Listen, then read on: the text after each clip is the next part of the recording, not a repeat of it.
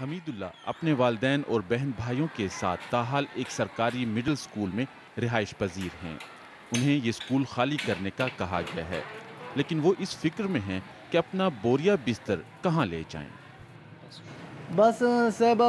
ایسی مشکلات ہیں کہ ہم بندے زیادہ ہیں، بنو شہر میں اب جگہ نہیں اور کیمپوں میں تکلیف زیادہ ہے، گرمی ہے، بجلی ملتی نہیں ہے اور ہمارے پاس کوئی ایسا دوسرا مکان بھی نہیں جہاں چلے جائیں، اس لیے ہم اس اسکول میں رہ رہے ہیں۔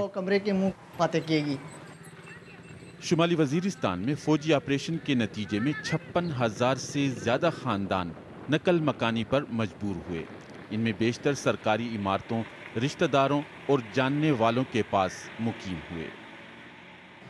یہ خستہ حال سکولوں کی عمارتیں بظاہر رہنے کے قابل نہیں ہیں، لیکن حمید اللہ کے خاندان کی طرح سینکڑوں خاندان اب بھی ان سکولوں میں رہائش پذیر ہیں۔ ان کا کہنا ہے کہ یہ ایک کمرے کا گھر ہی ان کے لیے ان خیموں سے کئی گنا بہتر ہے۔ گرمی کی چھٹیوں کے بعد تعلیمی ادارے کھل چکے ہیں۔ ضلع بنو کے 800 سے زیادہ سکولوں میں 25,000 سے زیادہ متاثرین 2 ماہ تک رہائش پذیر تھے۔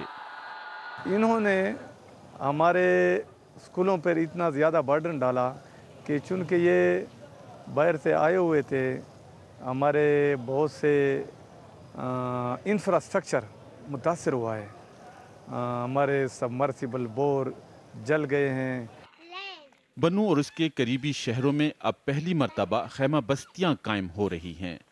بکاخیل کیمپ میں خیموں کی تعداد روز بروز بڑھ رہی ہے۔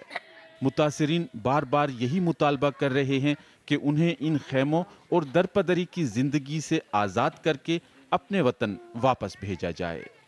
عزیز اللہ خان، BBC نیوز، بنو۔